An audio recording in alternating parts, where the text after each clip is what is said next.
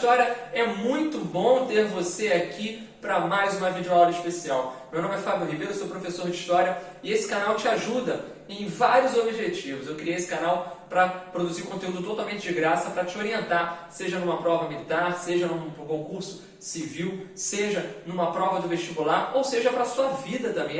Esse nosso vídeo de hoje é específico para quem vai fazer a prova da ESPECEX. Então é muito importante essa provinha da PrEP, uma das provas mais procuradas e mais importantes. Se você não conhece a prova da PrEP, provavelmente você não está vendo esse vídeo aqui. Então é muito importante que você esteja bem preparado para essa prova que vai acontecer agora em 2020, daqui a menos de um mês. Então, como revisão, eu separei os 12 principais temas de História do Brasil e História Geral, os 12 principais temas, os temas mais recorrentes na prova da ESPECEX dos últimos 20 anos. Eu dei uma olhada, eu olhei prova por prova, eu vi o nível de dificuldade e trouxe aqui. É uma coisa que eu já faço para os meus alunos do presencial, inclusive mandar um grande abraço para todos os meus alunos do presencial lá no Colégio Curso 01 em Nova Iguaçu. Mandar um abraço também para a Rafaela Câmara, que está em contato comigo aqui, foi minha aluna já no presencial, mas ainda está em contato aqui comigo e foi uma das que sempre pediu para que eu fizesse um vídeo desse tipo. E aí também um abraço para o Vitor e para a Julinha que está se preparando também para essa prova da ESPECEX. Meninos e meninas, é uma prova bem democrática nesse sentido. Claro, as meninas reclamam, tem menos vaga para elas, mas é uma prova, tendo em vista outros concursos que não aceitam meninas, esse é um concurso que aceita menina e é muito legal essa prova da PrEP. Não é uma prova que tem um nível de dificuldade grande, mas tem muita matéria para você estudar. Não só em História do Brasil e História Geral, mas nas outras. Então é muita coisa, o aluno às vezes pode ficar perdido. Como reta final de revisão, gente, reta final de revisão, vai fazer a prova da PrEP? Temos os 12 temas que mais são cobrados ao longo do tempo. Vem comigo, tira aquele print esperto para não se perder. Galera, os 12 temas, se você for dar uma olhada minuciosa aqui, você vai perceber que tem muito mais tema de História Geral do que História do Brasil. São 12 questões a prova da PrEP. 6 de História Geral e 6 de História do Brasil. Costuma vir assim nos últimos anos, divididinho.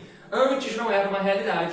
Se você pegar as provas mais antigas, você vai perceber que caía mais História Geral. Até por isso nós temos mais temas de História Geral do que História do Brasil aqui hoje. Mas calma, eu vou te mostrar o que é mais cobrado em História do Brasil também. Vamos só perceber aqui cada um desses destaques. Uma característica da prova de História do Brasil ali, dessas questões de prova da História do Brasil ali na prova da ESPECEX, é justamente o fato de que nós temos uma diversidade maior de temas. Já a História Geral costuma ter um núcleo um pouco mais recorrente de questões. Vamos lá? Revolta. Gente, revolta é um assunto carro-chefe na prova da ESPECEX. Você não pode fazer a prova da ESPECEX, nem a da ESA, nem a do Colégio Naval, sem saber revoltas na história do Brasil. Revoltas de ativistas, emancipacionistas, revoltas regenciais, revoltas da Primeira República, revoltas ali do Império. No primeiro reinado temos a Confederação do Equador com muita importância. No segundo reinado nós temos as revoltas liberais ali em Minas e São Paulo. Nós temos também a Revolução Praieira, temos no período joanino a emancipacionista, que é a pernambucana. Enfim, são muitas revoltas, é muito importante que você saiba, tá? Ainda não apareceu como surpresa na prova da ESPECEX uma revolta indígena, mas já apareceu numa prova da ESA. Então é bom que você tenha pelo menos em mente as bases do que foram essas revoltas indígenas. Confederação dos Tamoios, Confederação dos Careis. Você encontra todo esse material de História do Brasil aqui no canal. Infelizmente não deu tempo ainda de fazer a História Geral toda, mas alguns vídeos de História Geral você também já tem aqui no canal, beleza? Para te ajudar. Feudalismo é recorrente, gente. Carro-chefe da prova de História da ESPECEX, feudalismo. Praticamente todo ano. A revoltas apareceu 20 vezes nos últimos 20 anos, ou seja, a média de uma questão por prova. Feudalismo aparece mais de 13 vezes. Tá? Ou seja, é muita coisa sobre o feudalismo que cai, principalmente as características do feudalismo e a crise dele. E já encaixando na crise do feudalismo, entra o Renascimento.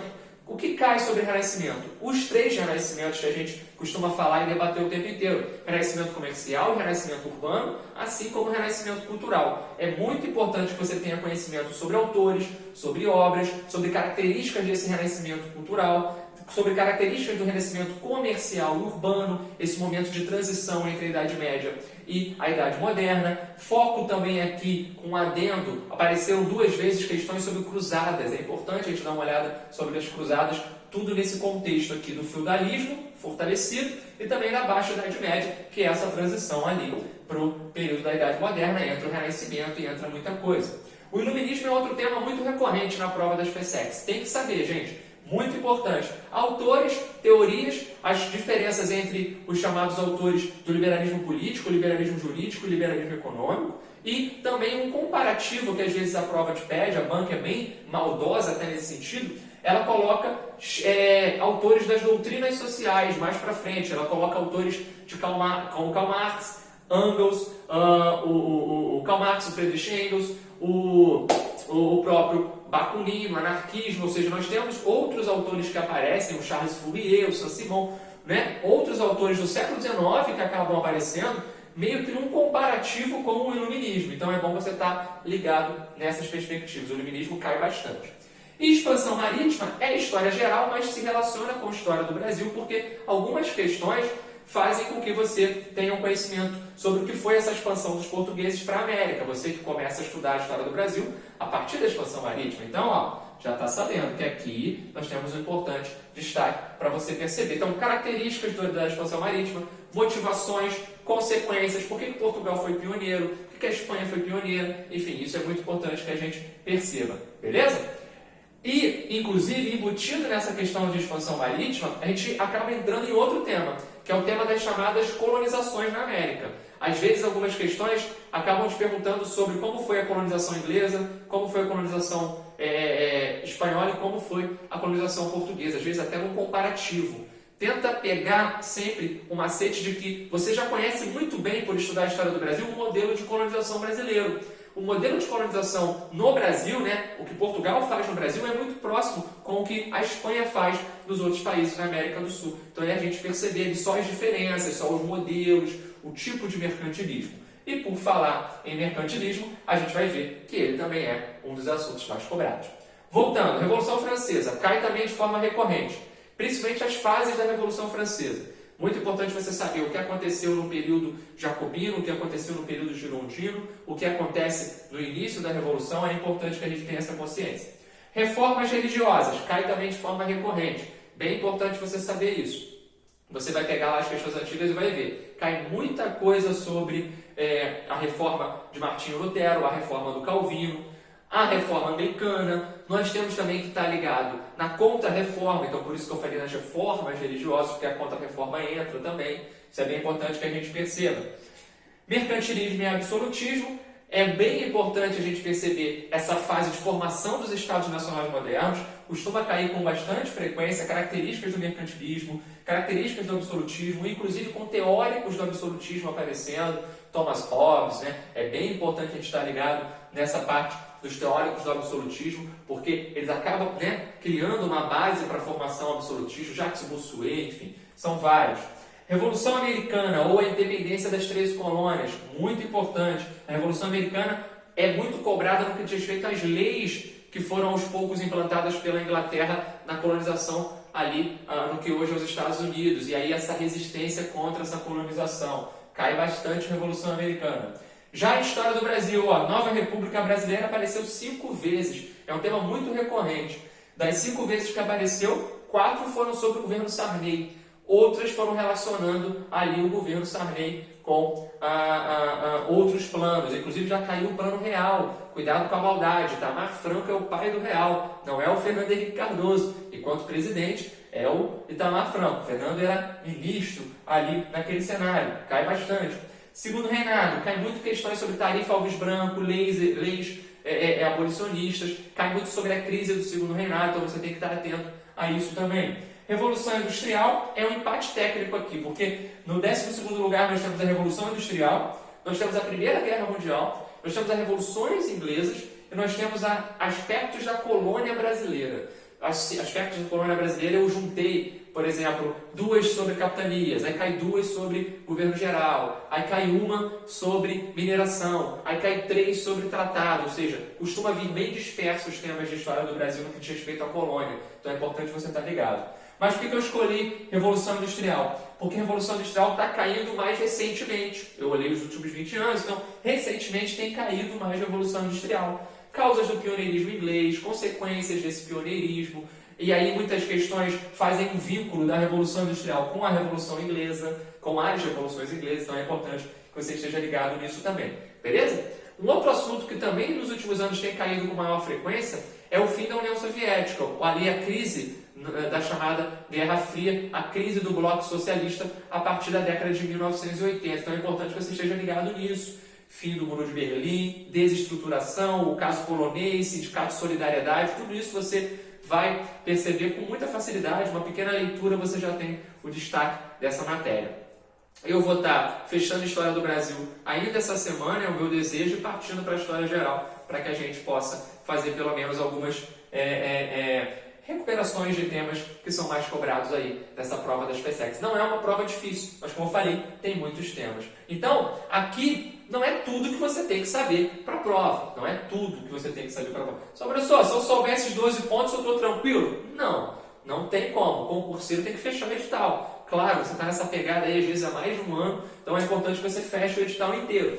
Mas você não pode ir para a prova sem saber bem esses 12 temas. Show de bola? Tranquilo? Claro, vai cair muito tema aqui diferente do que está nesses aqui. Esses aqui são só as estatísticas, o que a banca nos mostrou nos últimos 20 anos. Então é importante que a gente saiba isso com bastante carinho. Beleza, gente? Beleza? Vamos fazer umas questões? Então vamos lá. Essa questão aí, ó. Essa primeira questão. Durante o segundo reinado no Brasil, surgiu em Pernambuco, no ano de 1848, um movimento popular que uniu pessoas de várias tendências, sobretudo progressistas, inconformadas com o quadro político-social de sua província. Tal movimento é conhecido como 1848, segundo reinado, você já lembra de qual revolta? Revolução Praieira, sem dúvida nenhuma, 1848, influência do socialismo utópico, grande movimento liberal liderado lá pelos partidários do Partido Nacional de Pernambuco, que é uma dissidência do Partido Liberal, com sede na Rua da Praia, jornal Diário Novo, que tentou implementar no Brasil uma república, não conseguiu estabelecer com sucesso essa sua tentativa, né? E foram reprimidos pelo Dom Pedro II. Próxima questão, agora história geral. No século XV, as potências europeias viram-se forçadas a buscar rotas marítimas para o Oriente, pois, século XV, o que acontece no século XV que meio que força as potências europeias a se virarem para uma outra rota para o Oriente, uma rota marítima dessa vez. O que acontece? Os turcos otomanos passaram a controlar as terras a leste do Mediterrâneo? Vamos lá. B. O Tratado de Tordesilhas impedia a navegação portuguesa ao sul de Cabo Verde? Pelo contrário. C. Os ingleses impediram a passagem pelo Estreito de Gibraltar? Também não. D. As águas agitadas do Cabo da Boa Esperança impediam os navios de contornar a costa africana? Impediam? Não teve a passagem pelo Cabo da Boa Esperança? Era Cabo das Tormentas, virou Cabo da Boa Esperança? Grande Bartolomeu Dias. Eco. Espanhóis e portugueses não se entendiam quanto à navegação no mar Mediterrâneo. Não, na letra A, a tomada de Constantinopla pelos turcos otomanos em 1453 estimula cada vez mais essas potências europeias buscarem um caminho marítimo. Isso é bem importante que você perceba. Lembrando que Portugal já estava na expansão antes desse acontecimento. Mas isso, sem dúvida nenhuma, é um estímulo. Beleza? Vamos fazer mais uma? Vamos fazer agora uma de história do Brasil, pode ser? Diante do impasse econômico-financeiro no país e de circunstâncias internacionais, os governos brasileiros, no período de 1986 a 1994, tentaram reverter essa situação, combatendo a inflação e procurando retomar o crescimento através de vários planos econômicos que foram implementados naquela época. Para a conquista da estabilização monetária ou econômica, foram implementados os seguintes planos econômicos. 1. Plano cruzado, 2. Plano Collor, 3. Plano Real, 4. Plano Bresser, 4. Plano Verão, 5. Plano Bresser. Está fora de ordem. E o que ela quer é justamente a ordem correta desses planos. Gente, vem comigo. Cruzado, que depois tem o cruzado 2, mas é um plano só, grandão, cruzado. A gente costuma dividir, mas enfim, a questão também não divide, então você sabe que é um cruzado. Depois vem Bresser, Verão, Collor 1, Collor 2, Real. Show de bola? Tranquilo? Então, desde o cruzado 1, cruzado 2, Bresser, verão, todos no governo Itamar Franco, todos no governo, perdão, Sarney. Collor 1 e Collor 2 no governo do Collor, óbvio. E o Plano Real no governo do Itamar Franco. Beleza? Então aí o gabarito, letra ECO. Show? Um plano cruzado. Primeiro, depois vem o plano Bresser, 5. Depois vem o verão, 4. Depois vem o Collor, 2. Depois vem o Plano Real, 3. Letra ECO, 1, 5, 4, 2 e 3. Show? Tranquilo? Não é difícil, não é difícil. Vamos fazer agora uma de história geral, então. A Reforma Protestante foi um movimento ocorrido no século XVI que causou uma grande ruptura no mundo cristão e deu origem a novas doutrinas religiosas. Dentre os fatores que levaram a esse movimento estão o apoio da Igreja Católica à prática da usura e do lucro. Não, a Igreja Católica condenava a usura, condenava o lucro, condenava essa venda em busca de lucro, esse ganho em cima de lucro. Né? Não, a Igreja condenava, mas praticava. Crítica de alguns membros da Igreja a práticas promovidas pela instituição, como a venda de indulgências, perdão dos pecados. Perfeito, já é letra B, não tem dúvida. Esse é um dos grandes pilares. É a crise, é chamada crise moral do clero. Temos a crise moral, temos a crise intelectual do clero. Isso é muito importante. A igreja, naquele contexto, pregava algo e fazia algo diferente. Então as pessoas se afastavam dela. Isso era algo natural. Tá bom? Vamos fazer mais? A gente está aqui de bobeira mesmo? Vamos fazer mais. Eu olhei ali o relógio aqui, ó. Eu marco ali no meu relógio quanto tempo tem de vídeo ali, ó. Tá tranquilo? Ainda dá pra gente fazer mais duas questões. Vamos fazer mais uma de Brasil e mais uma de geral. Tô aqui com as provas. Eu vou escolhendo para a gente mandar vir. Era exclusivo do imperador e definido pela Constituição como chave mestra de toda a organização política. Estava acima dos demais poderes. O texto em epígrafe aborda a criação no Brasil, pela Constituição de 1824, do poder, gente, questão dada, né? Qual é o poder criado em 1824 que era superior aos outros e exclusivo do imperador? Era, sem dúvida nenhuma, o poder moderador, letra A. Show? Sem perder o ritmo, vamos embora. Espesso e perigoso, o Muro de Berlim separou bairros, cortou cemitérios ao meio e fechou entradas de igrejas. Existiu por 28 anos, durante os quais se estima que 125 pessoas morreram a tentar transpô-lo. Sobre o Muro de Berlim, é correto afirmar que na noite de 29 de novembro de 1947, o governo da Alemanha Oriental conduziu sua construção. O muro é de 1961, é construído pela Alemanha Oriental, mas em 61. B. Apesar de todo o aparato de segurança que ele continha, não impediu a fuga em massa. Não, impediu. Foi muito difícil passar. O Muro de Berlim, na verdade, não era só o muro, existia uma série de outros obstáculos para a ultrapassagem dele. C. Tornou-se o maior símbolo da Guerra Fria. Sem dúvida, a história vive de símbolos e o muro é um dos grandes símbolos. Imagina, uma cidade dividida ao meio, pois dividiu uma cidade nos dois sistemas econômicos e ideológicos existentes. Perfeito, letra C, nem precisa ler o restante, sem dúvida nenhuma. Essa aí você já matou. Então, gente, chegamos aí aos 20 minutos.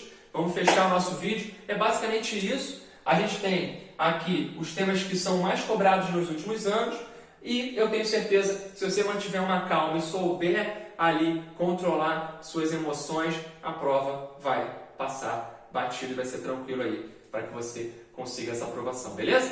Grande abraço para todo mundo, ajuda a divulgar aqui o canal, que você me ajuda a continuar produzindo conteúdo, o seu like é importante, o seu comentário também, qualquer dúvida, Instagram, @alicerce da história, vai lá, me procura, a gente troca uma ideia. Então, se você tem alguma dúvida forte, inclusive nesses temas aqui, chega aí, pergunta para o seu professor se você faz um curso presencial ou um curso online. Se você não tem ninguém mais próximo para tirar a dúvida, pode tirar a dúvida comigo também, lá no Instagram, no @alicerce da história. Valeu? Sempre respondo todo mundo. Tchau!